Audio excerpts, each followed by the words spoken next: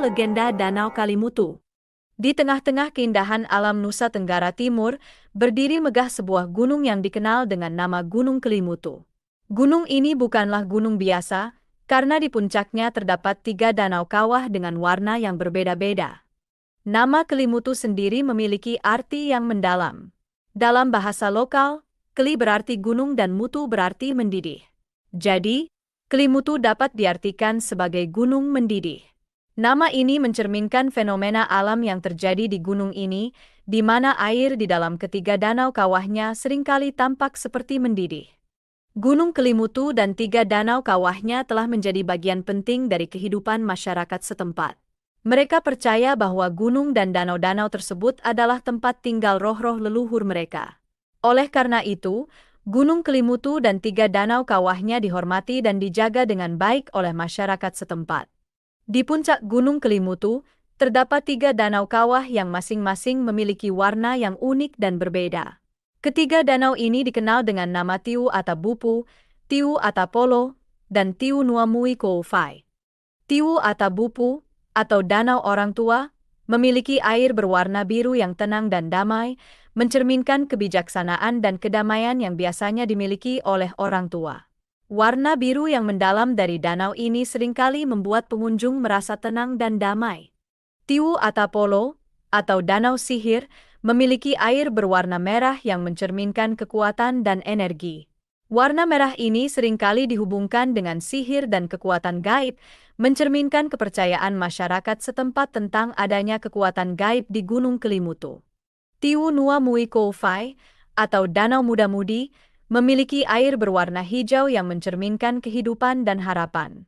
Warna hijau ini seringkali dihubungkan dengan masa muda dan harapan, mencerminkan semangat dan harapan yang dimiliki oleh generasi muda. Ketiga danau ini tidak hanya menjadi simbol dari berbagai aspek kehidupan, tetapi juga menjadi saksi bisu dari berbagai peristiwa dan legenda yang telah terjadi di Gunung Kelimutu. Mereka menjadi bagian yang tidak terpisahkan dari kehidupan dan kepercayaan masyarakat setempat.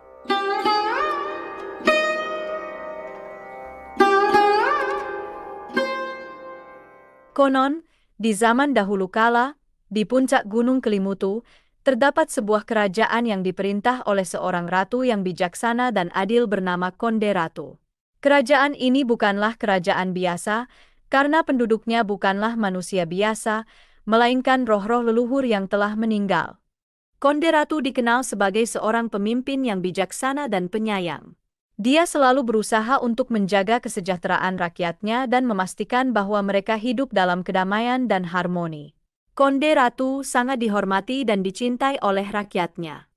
Namun, di antara rakyat Konde Ratu, ada 2 orang yang sangat istimewa, yaitu Atabupu dan Atapolo. Mereka berdua memiliki ilmu sihir yang sangat kuat yang mereka gunakan untuk membantu atau mengganggu kehidupan rakyat di kerajaan tersebut. Atabupu dan Atapolo seringkali menjadi pusat perhatian dalam berbagai cerita dan legenda yang beredar di kalangan rakyat Gunung Kelimutu. Mereka berdua menjadi simbol dari kebaikan dan kejahatan, dan perjuangan mereka seringkali menjadi cerminan dari perjuangan antara kebaikan dan kejahatan yang ada dalam kehidupan sehari-hari. Atabupu adalah sosok yang dikenal baik hati dan penyayang.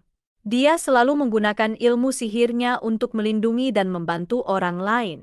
Atabupu dihormati dan dicintai oleh rakyat kerajaan karena kebaikannya. Dia menjadi simbol kebaikan dan kasih sayang dalam masyarakat. Di sisi lain, Atapolo adalah sosok yang dikenal jahat dan menakutkan. Dia menggunakan ilmu sihirnya untuk tujuan yang jahat, seperti memangsa manusia. Atapolo ditakuti oleh rakyat kerajaan karena kejahatannya. Dia menjadi simbol kejahatan dan ketakutan dalam masyarakat. Konflik antara Atabupu dan Atapolo seringkali menjadi pusat cerita dalam berbagai legenda yang beredar di kalangan rakyat Gunung Kelimutu. Mereka berdua menjadi simbol dari perjuangan antara kebaikan dan kejahatan, dan cerita tentang mereka seringkali menjadi pelajaran moral bagi masyarakat.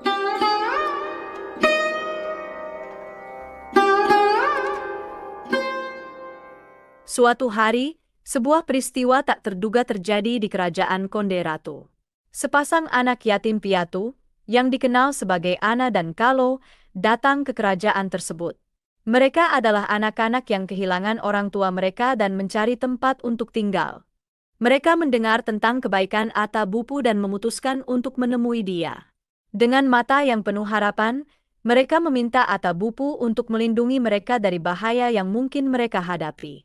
Mereka berjanji akan patuh dan tidak akan pernah meninggalkan ladang milik Atabupu. Atabupu, dengan hatinya yang baik, menerima mereka. Dia menjanjikan perlindungan dan tempat tinggal bagi mereka. Namun, dia juga memberikan peringatan kepada mereka untuk tidak pernah meninggalkan ladangnya, karena dia tahu bahwa Atapolo selalu mencari mangsa. Ana dan Kalo menerima syarat tersebut dengan senang hati. Mereka merasa aman dan terlindungi di bawah perlindungan Atabupu. Mereka bekerja keras di ladang dan hidup dengan damai, selalu berusaha untuk tidak menarik perhatian Atapolo.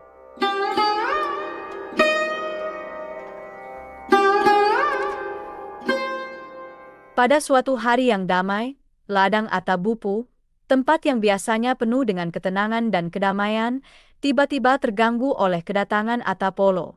Dia adalah sosok yang dikenal karena kejahatannya dan niat buruknya. Dia telah mengetahui keberadaan Ana dan Kalo, dua anak yatim yang tinggal di ladang Atabupu, dan datang dengan niat jahat untuk memangsa mereka. Atapolo, dengan senyum liciknya yang menyeramkan, mencoba mendekati Ana dan Kalo. Namun, Atabupu, yang selalu waspada dan siap melindungi, segera menyadari kedatangan Atapolo. Dia berlari ke ladang dengan cepat, berdiri di antara Atapolo dan Ana dan Kalo, melindungi mereka dari bahaya yang mengancam. Atabupu, dengan keberaniannya yang luar biasa, berhasil mengusir Atapolo dan menyelamatkan Ana dan Kalo dari bahaya. Ana dan Kalo, yang ketakutan dan gemetar, berterima kasih kepada Atabupu atas perlindungannya. Mereka merasa sangat beruntung memiliki Atabupu yang selalu melindungi mereka dari bahaya. Mereka berjanji akan selalu patuh kepada Atabupu dan tidak akan pernah meninggalkan ladangnya. Atapolo sempat akan memangsa anak yatim itu, namun Atabupu berhasil mencegahnya. Atabupu meminta Atapolo untuk menunggu hingga kedua anak yatim itu tumbuh dewasa.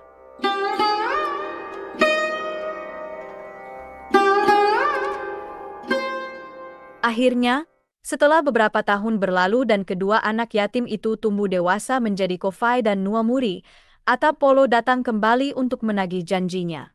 Dia datang dengan niat untuk memangsa kedua anak itu. Namun, Atabupu, yang tidak menginginkan kedua anak itu menjadi mangsa temannya, mencegah serangan Atapolo. Dalam upaya terakhirnya untuk melindungi kedua anak itu, Atabupu menggunakan kekuatannya untuk membawa mereka ke perut bumi, bersembunyi dari Atapolo. Namun, Atapolo terus mengejar mereka. Hingga akhirnya, kedua penyihir itu pun tertelan bumi, begitu juga dengan kedua anak yatim itu, mereka terkubur hidup-hidup. Tak lama setelah kejadian itu, muncul air berwarna biru dari tempat terkuburnya Atabupu. Sedangkan dari tempat Atapolo muncul air berwarna merah.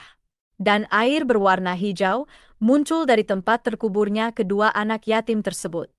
Demikianlah cerita di balik keindahan Danau Tiga Warna, sebuah cerita yang berdasarkan legenda masyarakat sekitar.